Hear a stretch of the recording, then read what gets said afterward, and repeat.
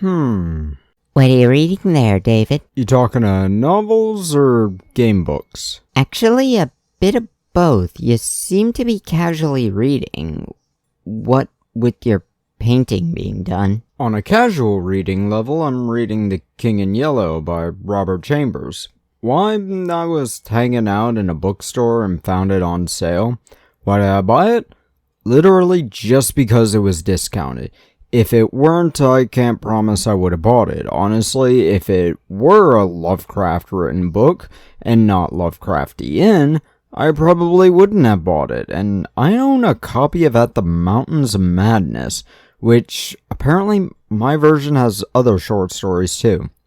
Actually, come to think of it, most of my favorite novel writers started as short story writers. But that being said, I actually don't like H.P. Lovecraft as a writer.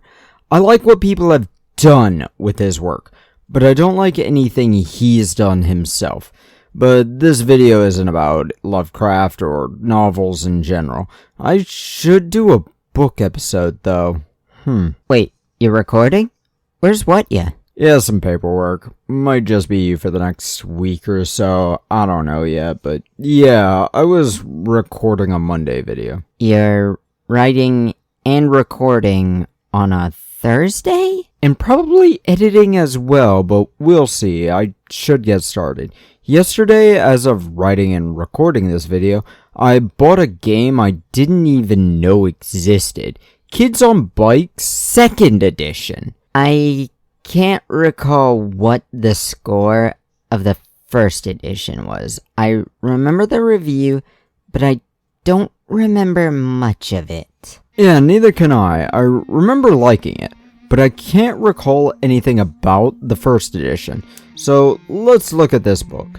2nd edition is made by Hunters Entertainment, was manufactured by Renegade Game Studios, and why is there an Infectious Play Publishing logo on here? Did they fund it? Looks like they funded it. Looks like there's about 5 steps to this game's character creation, which should teach us how the game works. First step looks like to select a, quote, trope, which makes me worried for Saloon, but I'll cross that bridge when I come to it. Tropes look to be essentially starting classes, having specific starter builds, each with a different die size and different stats, since this game seems to be an evolving dice system. Adventurous scout, brilliant mathlete, conspiracy theorist, cunning detective, blue-collar worker, daring athlete, dedicated farmer, laid-back slacker, funny sidekick, overeager enthusiast, popular kid, prom royalty, animal lover, mysterious transfer, overprotective parent, unlikely ally, aspiring wannabe, freakazoid, goody-goody, silver spoon, reclusive eccentric, seasoned babysitter, stoic professional, and young provider. Each of these come with certain objects, age ranges, strengths, flaws, and the likes. Each strength gives bonuses, with flaws giving negatives, like actual changes of the roles sort of stuff. Now, there's age ranges, which GM will put limits on, and the such as I just mentioned. Strengths, flaws, and such. But each of these could be chosen to. Tropes are essentially pre-made characters, but you can make your own should you choose to. Next up, it recommends answering some questions about your character. Now, if we look at the tropes, they have 2 questions.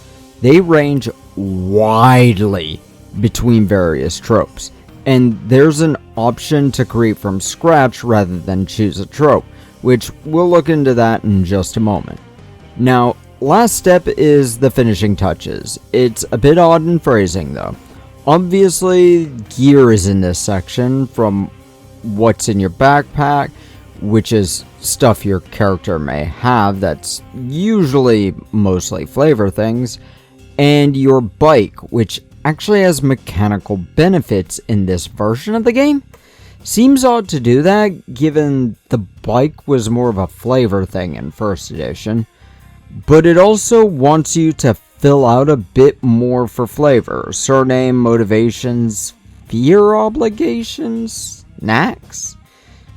I think the stats are the same as the previous edition.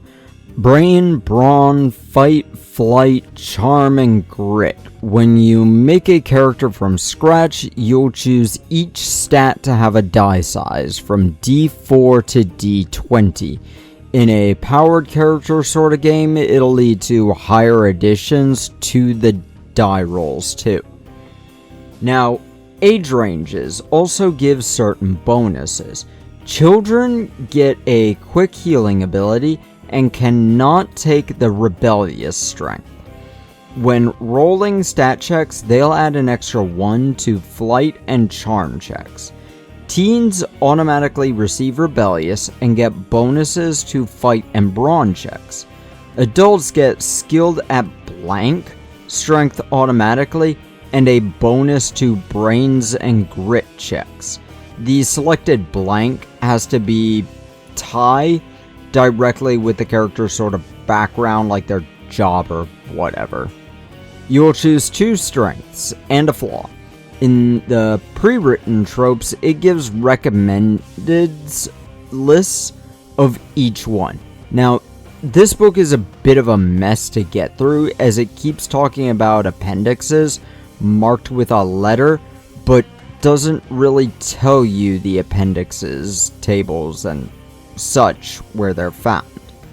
Now, I mentioned the questions for your characters. I found it in a subchapter of the character creation chapter marked Introductions and Questions, and this section explains a bit. Apparently, there's 3 categories of questions: a character you know positive, a character you know negative, and a character you don't know. This could go a little deeper, but I feel like these questions should mostly be for the players, especially the player of the character in question. Oh, I actually see something earlier that confused me. Fear and obligations. There are 2 separate things. My version of this book might be misprinted, or I'm just tired, who knows.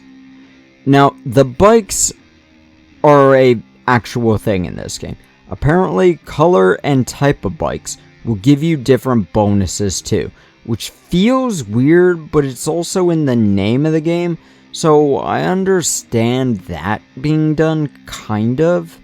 There's also bonded actions, which seem like the cooperation feats from Pathfinder 1st Edition.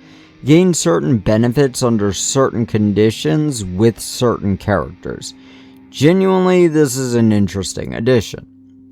So, score. From what I remember of the original game, I think this is very similar. I feel it is pretty much the exact same game with a few things added. Honestly, I don't mind that though. It builds on top of an already good system, though I feel like calling this a 2nd edition is a bit disingenuous. It feels more like an updated version of the game. So, whatever score I gave it last time, I'll give the same score. I'll probably go into this while editing the video and place the number around here somewhere. But now time to get my 40k video done so I can go to my competition on Saturday with no worries. Shove off. Release.